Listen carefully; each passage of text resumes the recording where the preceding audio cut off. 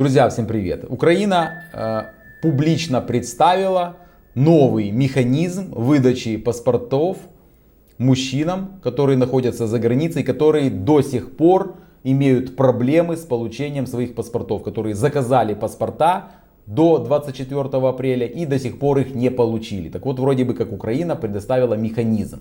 И вот об этом механизме я вам расскажу в этом видео. А вы время не теряйте, друзья. Подпишитесь на мой канал, и вы тогда будете владеть полностью информацией. Я ежедневно снимаю видео, связанные с беженцами в Европейском Союзе, в Германии. И освещаю проблемы украинских мужчин, которые не могут получить свои паспорта, которые они по закону должны получить. Итак, сейчас огромная проблема у украинских мужчин, которые находятся за границей, мобилизационного возраста от 18 до 60 лет. Все прекрасно мы знаем об этой проблеме, потому что те, кто не установил резерв плюс, их даже на порог украинское консульство не пускают, даже спросить. Человек идет спросить, подскажи, поинтересоваться. Ему говорят, есть резерв плюс? Нету, до свидания, это в консульствах, да? Своих же граждан футболят.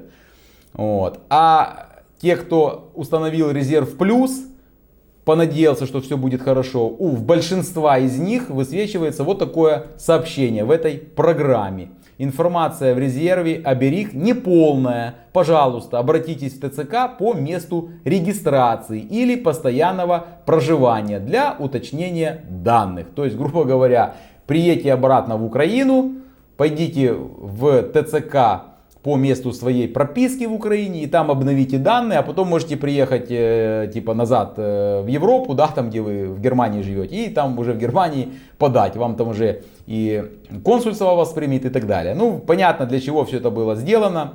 Мы сразу изначально это все прекрасно понимали. То есть вот такие вот проблемы. Кстати, у кого такое сообщение после установления резерва плюс появилось, пожалуйста, напишите в комментариях. В общем, проблемы у мужчин, они не могут получить свои паспорта. Это главная проблема. То есть и эта проблема очень, для них очень серьезная. И это касается тех украинских мужчин, которые выехали в Европу после войны, после начала войны и получили временную защиту. И это касается тех, кто проживает уже в странах Европейского Союза, там 20-30 лет, которые давно уже получили ПМЖ, но которые не получили гражданство, например, Германии. Живут 30 лет и меняют паспорта каждые 10 лет и продлевают свое ПМЖ. У них срок действия паспорта оканчивается. Соответственно, уже некоторым из них немецкие власти говорят, мы вам ПМЖ не продлим, потому что нам нужен для этого новый ваш паспорт украинский. Ага, так как вы его не можете получить, все. Плюс уже пошли случаи, когда таких мужчин просто-напросто увольняет немецкий работодатель. Он говорит, подожди, у тебя паспорта нет, у тебя срок действия окончился, все, я боюсь, потому что меня штрафуют, пожалуйста, и увольняет его, или приноси паспорт. Такие случаи тоже есть, ко мне тоже обращались реально люди. То есть реально есть проблемы.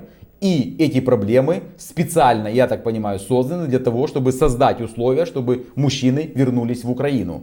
Для каких целей мы прекрасно понимаем. Кроме того, есть отдельная еще категория украинских мужчин, на которых не распространяется обязательное подтверждение данных через вот это приложение Резерв Плюс. И вообще они не обязаны получать военно-учетный документ. Да? То есть это те мужчины, которые заказали свои паспорта до 13 апреля 2024 года. Почему именно до этой даты? Еще раз повторюсь, кто не знает. Я уже 3 или 4 видео по этому вопросу записал, но еще раз повторюсь буквально минуту. 13 апреля 2024 года был принят Верховной Радой Украины закон, как раз таки, который обязывает украинского мужчину мобилизационного возраста установить этот резерв плюс и через него обновить свои военно-учетные данные. Если там у него это обновление успешно пройдет, то он получает в это же приложение QR-код с военно-учетным документом. Так вот, этот закон был принят 13 апреля, вступил в силу 23 апреля 2024 года. Так вот, если мужчина заказал до этой даты, до 13 апреля, то на него действие этого закона, согласно 58 статье Конституции Украины, не распространяется, потому что закон не имеет обратной силы, понимаете? Поэтому этот человек может спокойно прийти в консульство, и сказать: дайте мне мой паспорт. Они так и делают, но их консульство не пускают. Тем самым нарушают работники консульства Конституцию Украины и законодательство. Ну, Украина это же демократическое государство в кавычках и правовое. Там же везде же закон соблюдают. Как не послушаешь депутатов везде: мы правовое государство, у нас тут демократия и так далее. Ну, наверное, демократия по-украински. Так вот, в консульство таких мужчин тоже не пускают, потому что у них нет резерв плюс. И никого не интересует, что они не должны устанавливать этот резерв плюс. Вообще никого это не интересует. Ну а в ДП документ пускают, но их там по простым языком скажу футболят. Ну, говорят, технический сбой. То есть, если он приходит и говорит, что у меня нет резерв плюс, но вы мне обязаны выдать паспорт, потому что я его заказал до 13 апреля, и он появился до 13 апреля. У меня в ДИИ, вот в ДИИ паспорт появился там 13 марта, например. А ему говорят: ой, извини, сделала умный вид на компьютере, технический сбой. Масса таких людей, масса. Мне, уже может человек больше 150 мне звонили, у кого такая проблема. В тупую просто игнорят людей. Женщина стоит в ДП документ, получает, забирает паспорт, технического сбоя нет. Мужчине они не выдают, она причем наглым таким лицом каменным говорит: технический сбой, мы не можем вам выдать паспорт. Понимаете, да? Кроме этого, 16 января Верещук заявила, это работник офиса президента Украины, заявила публично, она у себя в телеграм-канале написала, я тоже об этом видео снимал, о том, что президент Зеленский порешал эту проблему и паспорта получат все те, кто не получил. Там по Польше она обещала, там 80 тысяч только в ДП документ зависло, в ДП документе, который расположен в Польше. 80 тысяч они мужчинам паспорта не выдали. Прошло больше месяца, ВОЗ и ныне там. Никто ничего не получил. Мне каждый день звонят, я каждый день у людей спрашиваю: вы были? Был. Что говорят? Технический сбой. Кроме этого, я по одному клиенту дал, я тоже видео снимал, показывал ответ на мой адвокатский запрос.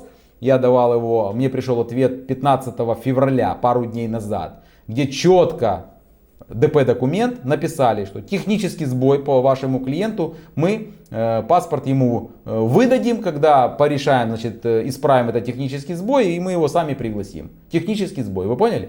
Вот и все. А что вы им сделаете? Ничего. Ну и тут появилась информация на сайте Кабинета министров Украины о том, что 14 февраля 2025 года Кабмин принял постановление номер 163.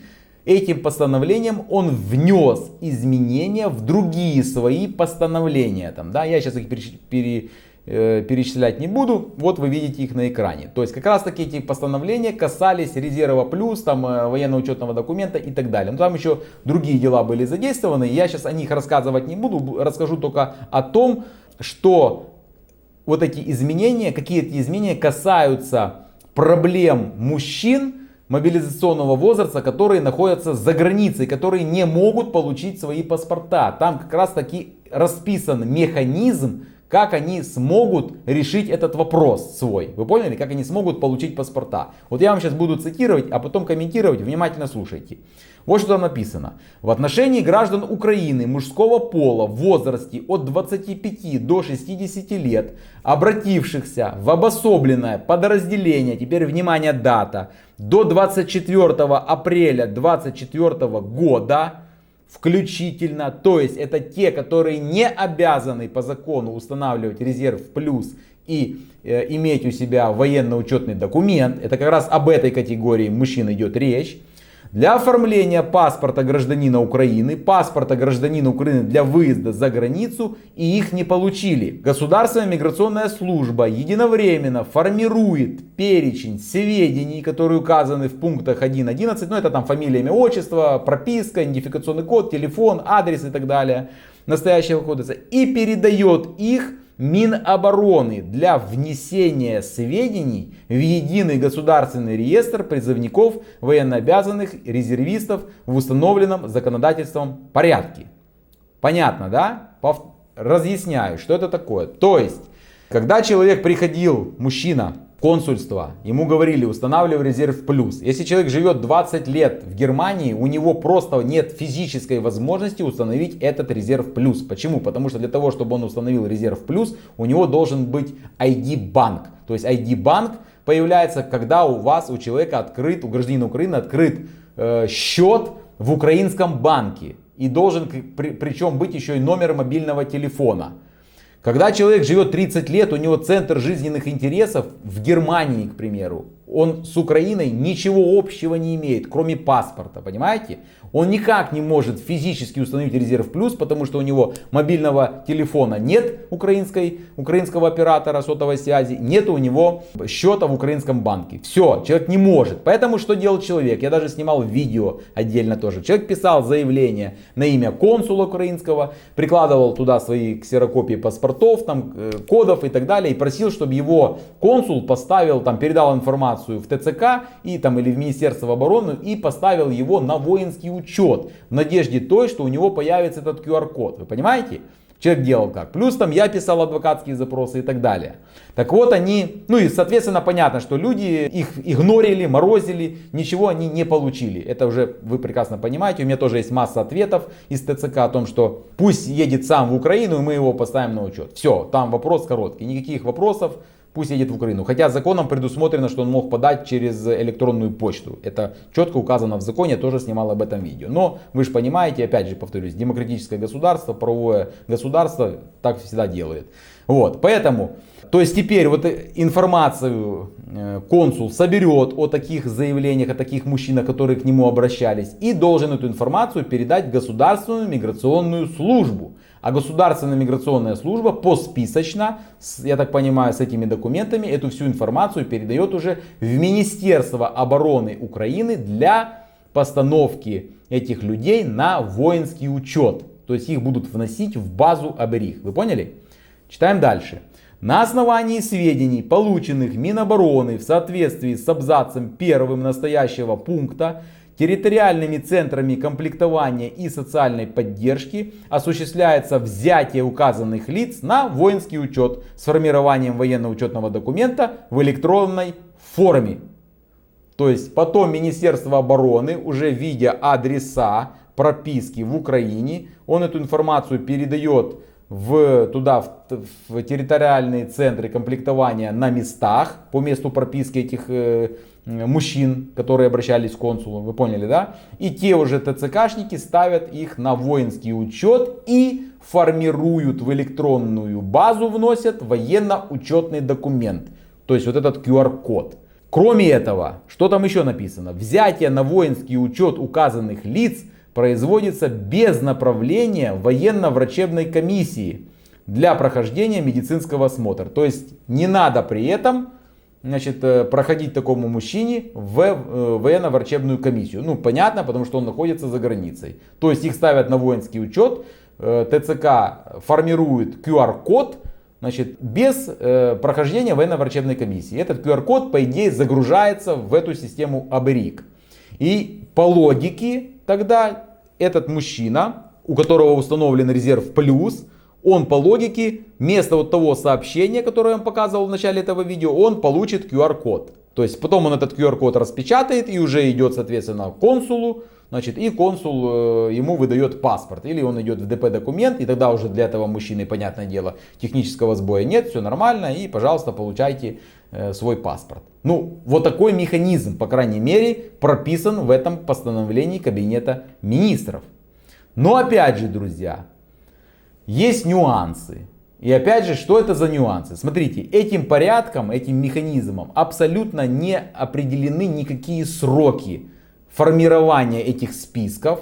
То есть не указано, например, что после вступления этого постановления в силу, значит, все там, к примеру, консульства Украины, которые находятся за границей, обязаны в течение 3 месяцев сформировать эти списки и направить их в Государственную миграционную службу. Потом Государственная миграционная служба в течение 2 месяцев должна направить их в Министерство обороны Украины. И Министерство обороны Украины в течение 3 месяцев передать их в ТЦК. И ТЦК в течение месяца должны, значит, их внести, этих мужчин, в базу оберих, значит, и выдать в базу, загрузить QR-код. Нету сроков.